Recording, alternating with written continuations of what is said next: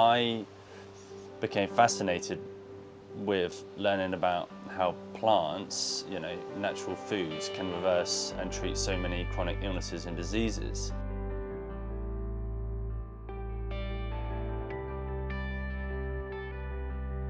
It was like a really peaceful protest, to be like, screw you, this is what we're doing. As systems start to collapse and stuff like that, what can we put in place that we want to see in a new future?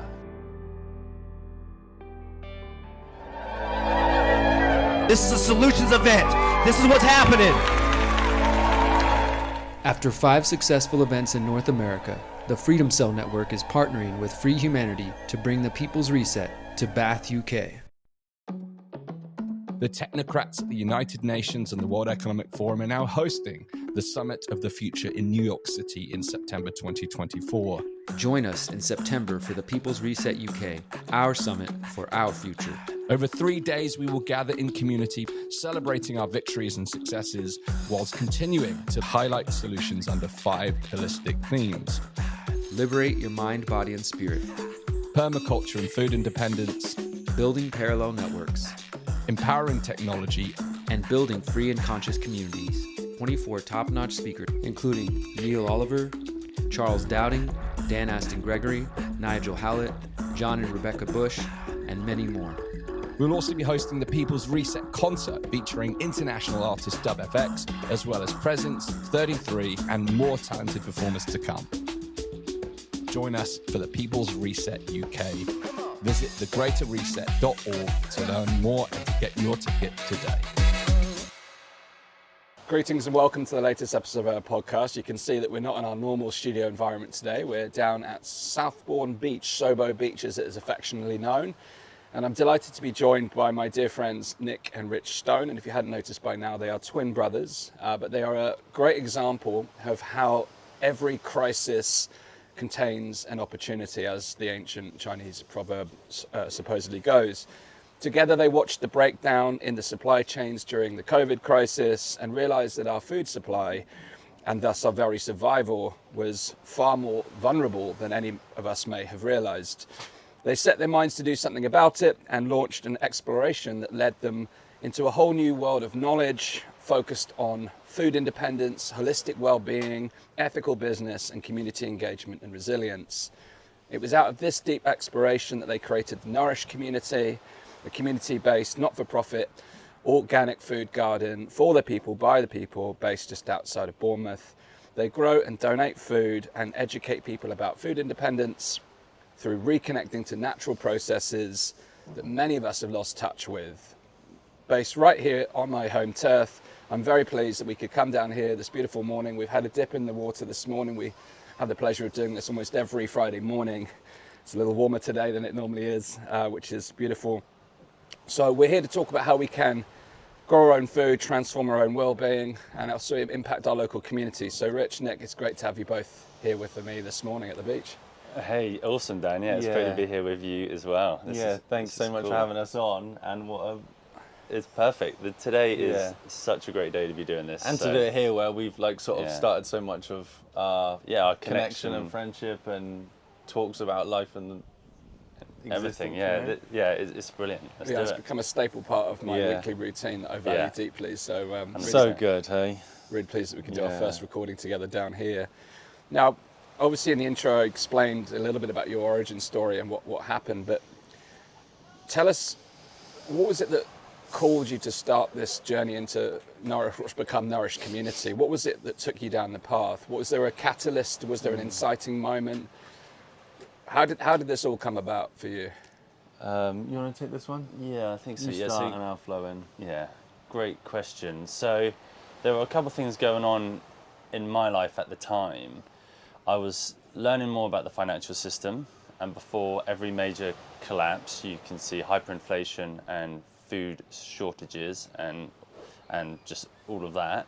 And then also I was going down the rabbit hole of let food be thy medicine and medicine be thy food, and learning about industries and and modern medicine, the good, the bad, and everything in between.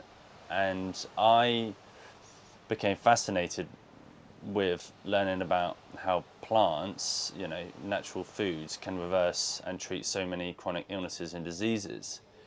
So I was already on that journey. So then when it all kicked off in 2019, 2020, and we came back to the UK, we were living in France at the time, up in the mountains, loving life, it was stunning, and we were watching all the locals grow their own produce. And we bought all these seeds. We didn't bought all these seeds. That was the that got us sort of leaning or starting to open back up. So we grew when we were a bit younger, didn't we? But then that started to open us back up. Bought loads of seed. We're living in an apartment, weren't we? But we had a bit of ground floor, didn't we? So, and then it wasn't until we then came back. And then March 2020, because we were going to come home for a couple of weeks for this lockdown thing. 2 weeks to flatten the curve. Right. And then thought, let's the weather was lovely. We had a lot of time on our hands, and we were fortunate we had a growing space already. And very quickly we started to wise up to the reality of what was potentially to come. So we just had this drive, this tunnel vision. We were like, we know what we need to do. It was part of like the logical brain was like, okay, how long is this going to go on for? Are they going to be, hard to get hold of food and everything like that? And then also there was a part of us like where we would literally turn and look at each other and go, if we thought about this too much, this doesn't make sense, because at that point we were still potentially going to move back to France once the curve flattened and all that stuff. And we were like, well, if we overthink this, we won't. This doesn't make sense. We'll talk ourselves out. So we didn't. It just felt right. So it was part of the mind was telling us this just makes logical, practical sense. I guess more from like a survival kind of thing, but also there was something within going, this feels right. It just felt so good. Just felt so good.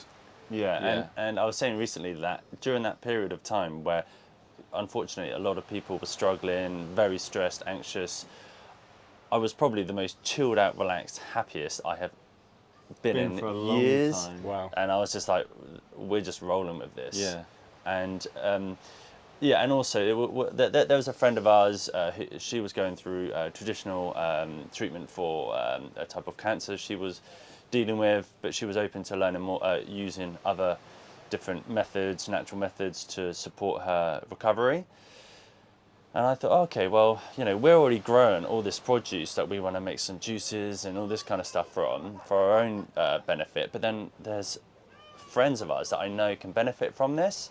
And then the penny really dropped, and I was like, how many other people are struggling financially, struggling with their own health, and would be open or benefit from this? So we had this opportunity to grow and produce so much surplus.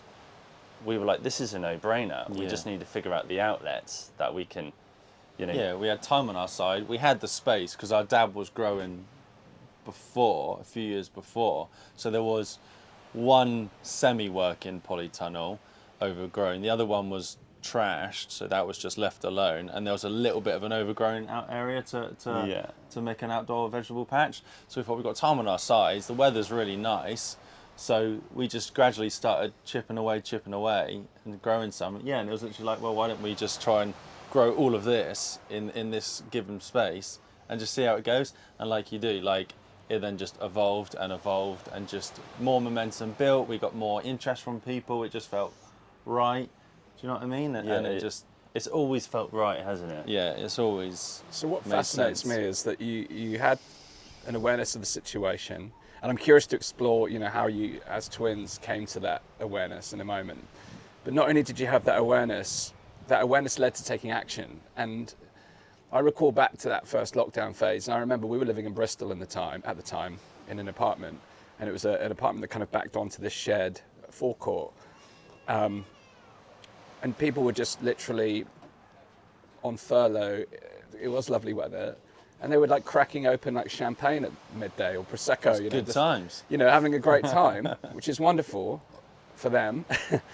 And it points to actually in many ways, it zooms out to like a bit of a meaning crisis, I guess, when people get such satisfaction from being outside of their normal working environment. But for you guys, it was a catalyst to do something meaningful. It brought new meaning to your life, whereas for others, it was a really revelation of the lack of meaning. So what is it that, really called you into action, do you feel? Because you could have easily just, in that good weather, chilled out, come down the beach, down here. Again, we've got a bit of a problem with authority figures. It's something we're working on. But like when I think most people watching this. We don't like being told what we don't to like do. getting told what to do when we know it's not right. Can't always explain it when we know it's not right. Yeah. So if we've got government telling us this is going on, we've been open-minded and on a journey the last almost a decade now, haven't we?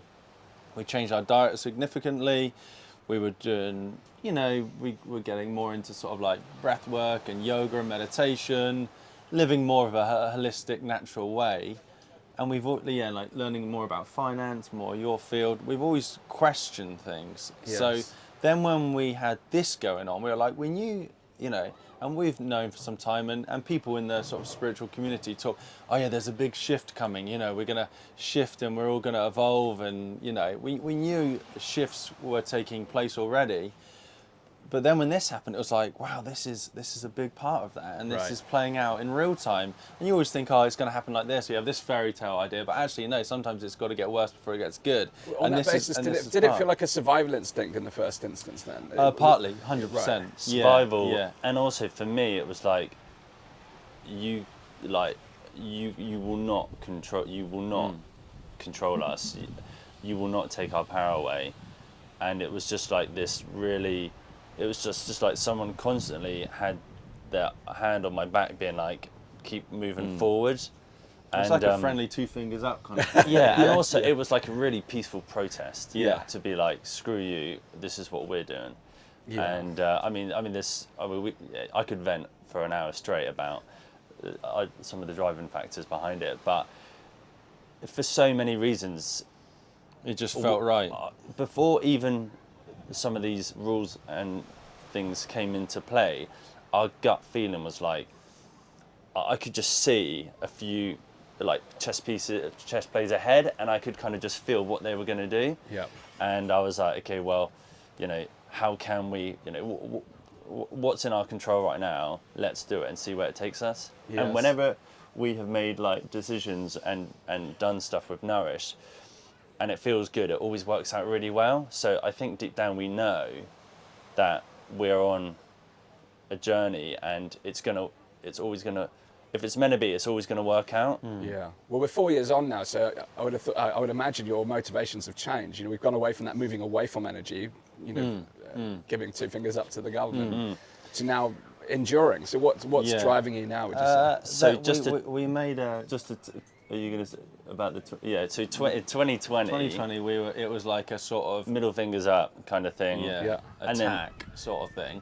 And then I think a year into it, so probably 2021, we then went from going, okay, we can't just keep going down the rabbit holes and being like survival attack. It was like, we need to make a conscious shift now and go... And it was after a few conversations with a few people, it was like, we need to make a conscious shift in our mindset now, and be more solution focused. And okay, now we're putting in place like the foundations for what we want to see as systems start to collapse and stuff like that. What can we put in place that we want to see in a new future? Yes. So then we became much more solution focused, still aware of what was going on, but we weren't as sort of angry. Not that we were ever really, really angry, but it was more the survival. It was more like optimistic, solution focused, That's why I'm really excited to have you both at the People's Reset, because a lot of people have obviously gone through the anger, resentment stage, and actually some people are still in that space, and I understand, because what happened during the last few years I think is atrocious. I think it's unjustifiable to so many on so many levels. Some are kind of going through this grieving phase. Yeah. But others are now moving forward, and there's actually a very small number of people who are actually actively looking at how we build the foundations of new systems. And as you've alluded to, that's a really strong part. Yeah, and I just want to add, I think for us it was easier because we fortunately never felt real pain from the COVID experience. For us, it was actually a very positive experience. So for us, it was easier to transition into becoming more solution focused and be more optimistic, and how can we move forward in a higher vibration, where my heart goes out to the people that were stuck in small apartments with no outdoor space. Loved ones were damaged by the vaccines or killed. We fortunately we met a lot of people, knew a lot of people that got injured by it, but we didn't. Fortunately, we were never impacted too much. So it was easier for us to make that transition. Yeah, and so what we decided to do, or just naturally, the evolution was okay. So about a good couple of years in, we had been growing for a good couple of summers, and we were doing our donating. But then we're like, okay, now what's the next thing here? It's okay, we can start educating people. So we felt, to a certain extent, qualified enough to at least teach people how to get growing. Yes. So we started running workshops, in-person workshops, online workshops. And that was amazing, because then we were actually connecting with it was like, how can you, was it give a man a fish or teach a man a fish? So we were like, okay, that's one step we can start, spreading and, growing the awareness and the skill set in communities. So that was really, really cool to start doing that and growing more online to connect with more people around the world. So that was very motivating, connecting with people all around the world, Yeah, and so in some of our online groups, we, people, we share photos and videos of what we've been up to, and I'll be chatting with someone in Ontario, Canada, and then it will be in Auckland, New Zealand, and it's just like this morning I was sharing about some of the chilies and the dehydrated tomatoes we're doing. And just and being barefoot in the garden, so many people. It might have been food growing that brought us together, but then through that, relationships and everything else, friendships and connections grow from that. So it's great that's ripple just been effect. awesome. So a lot of people, when grappling with some of the challenges we've had over the last few years, have struggled to communicate with others about how they're feeling about the state of reality in the world. It's obviously been very divisive. Were you guys on the same, I know twins have a unique relationship. Were you on the same page right from the beginning, or did one of you have to persuade the other that something was happening? How did that play out?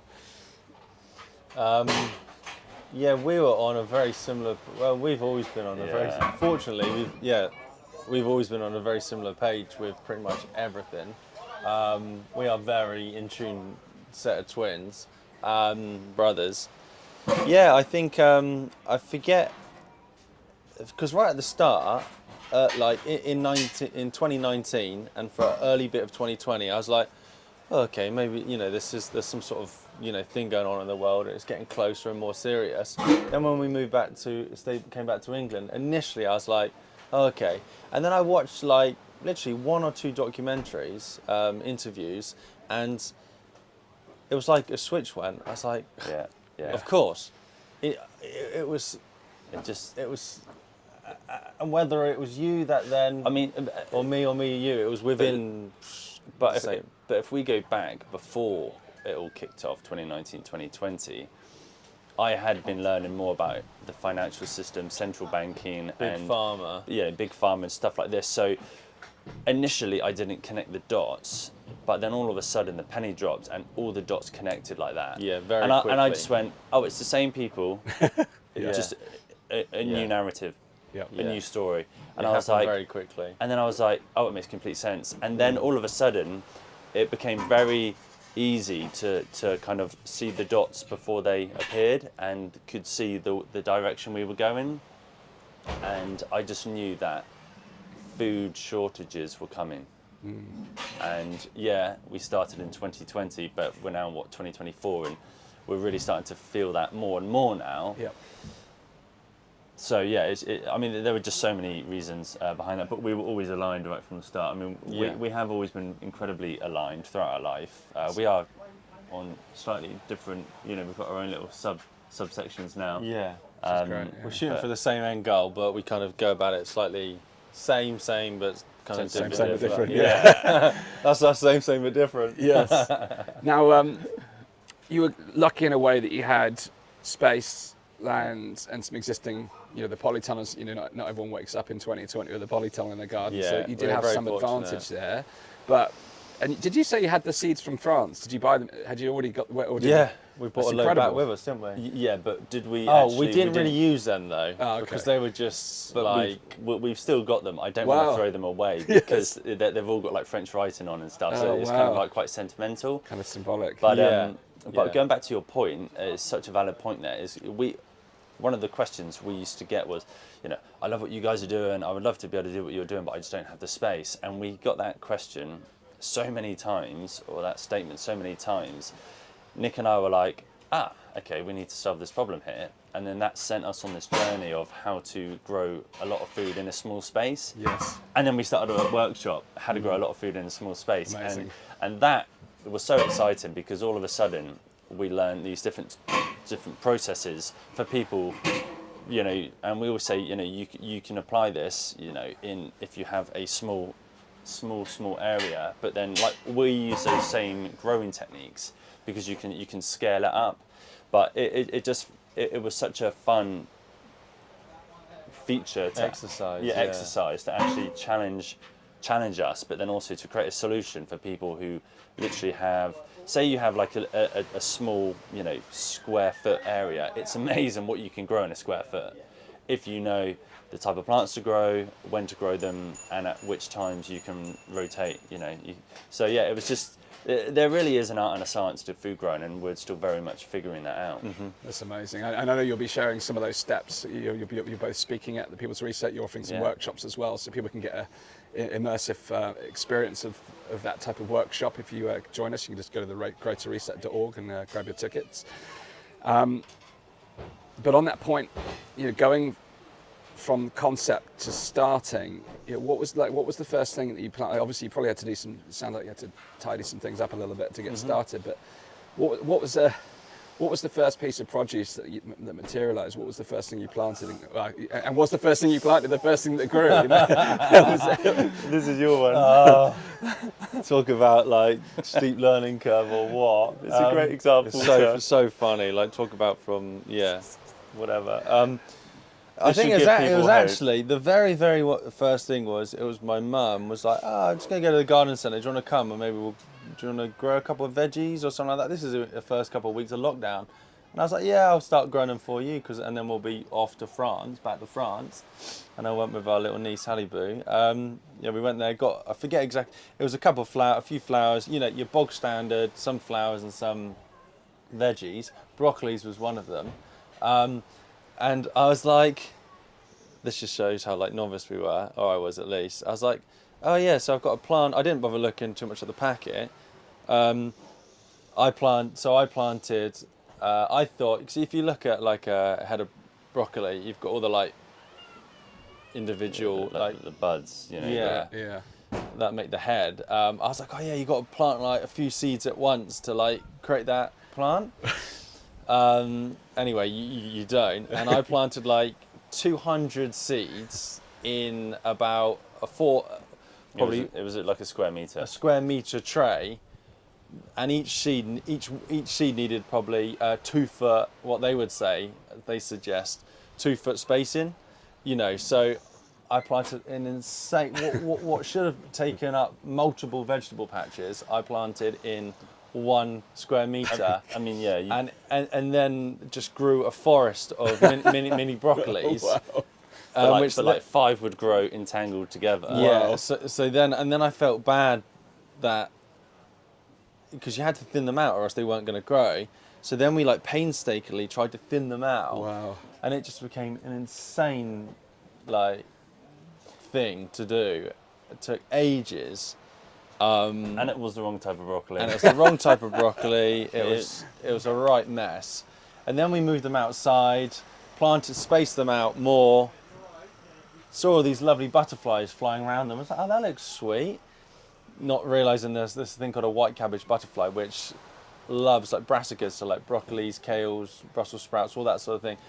Absolutely. I was like, oh, there's a few more of them. Absolutely Oh dear. trashed them and gave birth to probably 1 million caterpillars, which then would turn into all these butterflies, which looks really nice. But yeah, so we grew an insane amount of broccoli, and then they got eaten by butterflies and caterpillars. And it was just the complete opposite way of how you want to do it. And that was just like one of many, How not to grow food. how not to grow food. Yeah. Well, it's so important. I mean, what's fascinating about that is for me, from an outsider who's never, other than growing a few herbs, the setbacks can really knock people back. But for you guys, it didn't stop you at all. It just I think because we were accelerated your doing it learning. together. Yeah. That helped. Again, we had time on our side. And The it weather just- was really nice. and It just felt so right, good. and there was two of us doing it together. And our dad would get involved as well, so that was nice to be doing something with dad, wasn't it? And I think because again, a few years before that, we were getting opening up more to more natural, holistic ways of living. Yeah. We're far from perfect, but we started to implement more of these ways, of these tools into our life. That we were like, oh wow, this just feels like the next kind of step, but we don't have a plan yet, but it just feels really good, and we're just going to roll with it. And I'm so glad. And if there's one point I want people to take away is we turned this bit off, and we literally went from here, and it felt so good down here. Whenever this kicked in, we were like, no, because we know we're tuning into this for the first time in a long time. Yeah. Best decision. Describe what you mean by that. Intuition. Gut. Gut. Gut instinct. Because what I've intuition. realised Feeling, emotion. is gut. I can wake up in the morning and I can have this just feeling, this gut feeling, this, and it can be good, bad, whatever. 99.9% of the time, that's the thing you act on. But so I might have a really good feeling about something in the morning when I'm most still. As the day progresses, the analytical brain kicks in and it finds the excuses, the reasons why that actually was probably wrong, and then I talk myself out of it. But whenever I tune into that and do my best to turn this off, it always works out. It's incredible. And that's exactly what we did with Nourish. Well, on that basis, then, I think the benefits. You've talked about the holistic benefits of growing food. Obviously, I think organic, self-grown food, the health benefits speak for themselves. But could you elaborate on some of the less obvious benefits that you've experienced as a result of embarking on this project? How has it impacted you personally? How has it impacted your communities? What skills have you developed? Tell us a little bit about how this has impacted your life. And people Well, around one you. of the most obvious ones is helping to become, we suffer from perfectionism. Things have to be perfect, be a certain way, and then this helped, like, okay, not everything is going to go according to plan. We wanted to, when we were laying out the beds, the outdoor growing space, we've got 16 beds, 1.2 meters by 10 meters. We were pulling string lines and squaring it all up, and we wanted really, really neat lines and all this sort of stuff. Because we do, in the garden, we you and the great friends and volunteers keep it very, very neat. I've done a lot this year. I still do but- pull the odd string line. I do like yeah, it. yeah. But But it helped us to, like, just let go more of that perfectionism, and okay, maybe it is going to be a little bit wonky that way, but you know what? It's what do they say? Perfectly imperfect, yeah. or whatever. Imperfectly perfect, whatever. But yeah, so that helped us to let go more of control, and trying to control things, and things have to be a certain way, and go more of the flow. Yeah. And like patience and investing into something now, knowing that this is like months Down the line. until you're going to see a potential harvest. Yeah, it's not a quick fix. And Delayed gratification. yeah, Yeah. delayed That's gratification, the one. exactly. But also for me, it was the I would say for me the personal, like, mental health benefits of for me it was being barefoot in the soil. I was like, wow, I just felt this weight and stress lift up my back, and it went through my neck, and it made me just wow. And I just remember that in the polytunnel. Yeah. And so I was like, I haven't felt this light and inspired in a long time. Like my energy went from I didn't realize how dense my energy had become, and I was like, this is awesome, and I want to feel like this more, regardless, if the plants are working out or if you made some mistakes. I was like, but this just feels so good, and that connection. I always say reconnecting with our food and nature, because we reconnected with nature, and then seeing our food grow, the appreciation. Oh yeah. When we grow and then we course. harvest something that's taken 4 or 6 months to grow, next week I'm going to harvest some of the red cabbages. I sowed them in February. Wow, yeah. It's a long time to wait for a cabbage when I can just go down the store and buy one. But that moment, that connection with your food, that like harmony, that synergy, you can't. Words can't explain it really, and it's been an incredibly grounding and healing experience. Yeah, humbling as well. yeah. And also like you go to the store and you see a broccoli or a calabrese to call it, and it's just this small plant this big by the time you get it in the store wrapped in plastic.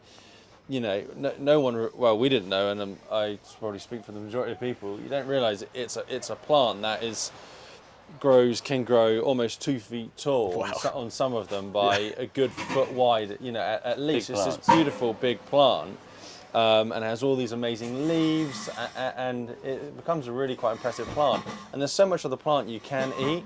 There's so much of the plant you can eat that is chopped off before it gets to the store, or people will chop off because they don't associate it as food. Right. So when we would give food to people and like friends and that we'd say, oh, you can eat the leaves as well, and like, because we're like, don't just eat that. You got to eat. There's terms and conditions. You got to eat that. We would like vet them. Like, are you going to use them? You're going to use that. Yeah. You've got to stir fry that. Boil that one. Even when we started dropping some down to one of the local food banks, we had aubergines, we had slightly more exotic food, and I'd spent the last few months growing this, putting my love and energy into it, and I was just like, guys, do people, like, everyone eat aubergines? This will get now? eaten. Fussy people down. And they were like, oh no, this is great, because obviously we have such a multi-cultural society, and with a lot of the people moving here, refugees, back home, over in the Middle East and Asia and that, people love so then for them to get aubergine that has been grown aubergines. Like, I was like, oh wow, this is cool. Actually, of course. Well, on that point, as I've got to know you guys, you talk about the different things you're growing in your garden. I'm like, wow, normally that's the stuff you'd hear is imported into the supermarkets. What's been the most surprising thing that you've been able to grow that you thought, there's no way we can do that in this climate? Well, melons. yeah, I'd say that the melons, like cantaloupe melons, we've had such successes of cantaloupe melons. And that was just by accident. Like, I did a 5-day melon cleanse again in the lockdown and had these seeds, and we were like, oh, why don't we just save some and plant them and see what they do? Just short brought. I love that curiosity. Yeah. I wonder what happened if put we this lost seed that in a ground. Again, you sling it out. What's so amazing and fascinating is one plant, one piece of fruit can produce hundreds of seeds, which will then produce hundreds of plants with hundreds of fruit, which will then thousands of seeds. It's insane how they're wired, designed to reproduce and survive. Amazing, isn't it? So anyway, we grew them, and we grew them in the polytunnel, not outside, in the polytunnel, which would hit highs well up in the 30s. I think we've got into early 40s Celsius in our polytunnel sometimes. And yeah, the cantaloupe melons did amazing. So they were one of the most exciting things we've ever grown, and just amazing. Walking in there in the morning, cutting it, and like you can smell when they're close to ready, because there will be a slight crack around where the stalk meets the fruit, and if you get it right, it's fun. You can go in there and you can literally just pop. Yeah. Because if you grow them vertically, you just pop it like that, and the melon will just come away, and the aroma, connection the smell. you're getting to nature directly through that. And the appreciation. The appreciation and gratitude. It's like a meditation. It is a meditation. You go in there and you just connect with the plants, and you can sit there in stillness. And I'd often do that in the evening, just go in the polytunnel and just sit there. And the energy you can pick up, and it's just, it's... Well, everything you're saying, I'm sat there thinking, why aren't I doing this yet? So I wanted to, before we kind of come into the closing stage, what are some of the common barriers that you see? What's preventing why isn't everyone doing this? Well, space, I'd say number one. Yeah. Space, time, okay. and the lack of knowledge. Yep. How many of those are surmountable? Yeah, I mean... because we got past all of them, but we were fortunate, again, and we don't ever forget this, we had polytunnels and space to create. You've helped other people in smaller spaces to overcome those challenges. And also it's lack of we have very, very busy lives. We were working 9 to 5s for quite a long period of time as well. Yes. And when doing that, it's kind of like it fine-tuned our brains and our thought processes to be like, okay, before we leave for the day of work, we've got half an hour. What are the priorities in the garden, and what can we do now, and then what can we do later on in the evening? So it can 100% be done. People who have 9 to 5 lifestyles, it starts small, start learning how to grow on that scale, and learn how to grow smart with that, and learn the time-saving techniques, and then just build out from there. And don't bite off too much that you can chew. Like what we don't did. do what we did. Because it was like the stars aligned. Yeah. We had great weather, we had time on our side, and we had a growing space. And we'd just come back from the French Alps, where we were admiring all the locals that were growing, living off the land, basically. And we had this intuition, We were so fired up, gut weren't thing going on, and we had the outside world going, you can't do this, you can't do that, and you can't go to the store, and da-da-da-da-da. And it was just like everything like culminated into one, and it was like, this is it, so, and that became Nourish, That's amazing. So what's next for you guys? What's on the horizon? What's your vision beyond here? So that is a great question, because Well, we're expanding Nourish. It's Nourish of mind, Nourish of body, really, isn't it? Because also I'm very much into, I teach breath work as well, like you're aware of. We had a lovely experience of that on the beach this morning for our swim. It was a great way to start. Quick little hit. Connected breath. So I'm very much into my breath work and trained in yoga as well. So we're sort of about how you can nourish mind and body. It was a friend of ours, wasn't it? Said, we were chatting with him, and it's like, you guys, it's what how you breathe, how you move, how you eat, it's how you think. It's all these different ways we can, from a more of a holistic, multi-angled approach, improve our mind, body, life experience. So we're sort of bringing different aspects together, bringing forward. Well, you're probably better to talk on this. Our Nourish lifestyles, how we can incorporate more of this into our lifestyle for that more. Exactly. So we are, because we're not just, like I said, interested in holistic ways of living, but also, and this is why we've connected so well, is learning the tools and techniques ranging from holistic ways of living through to like keeping up with innovations in technology. We talk about blockchain, we talk about AI, and how we can use these number of tools and ways to live a more solution-focused lifestyle. And then that's really where Nourish Lifestyles has really been born. And that's through starting our podcast and creating more online content focused on a number of these tools and techniques. So that really is our kind of evolution, because we want to be able to create more more solutions for people, because we're not the only people who are interested in this stuff and who want to thrive in modern day life, be it food, shelter, understanding the future of money. The world is changing fast, and we're not the only ones who want to learn how to prosper in modern times, really. Yes, and when there's a few ways I want to kind of bring it to a close with ways that people can connect with you, and I know you guys are keen, like myself, to bring people together who are making a difference in the world. If people are watching us now before the 14th of September, you've every summer you have your summer banquet, so I'd love to hear a little bit about that. And we've obviously got the People's Reset, where people can come and meet and learn from you. You're going to do some workshops, you can do some breath work. Be lovely to share where people can find you online. So firstly, tell us a little bit about the banquet. If people are watching this before mid-September, I don't know if you've sold out yet already, but people want to come and sample some of that food. Yeah, this was your creation.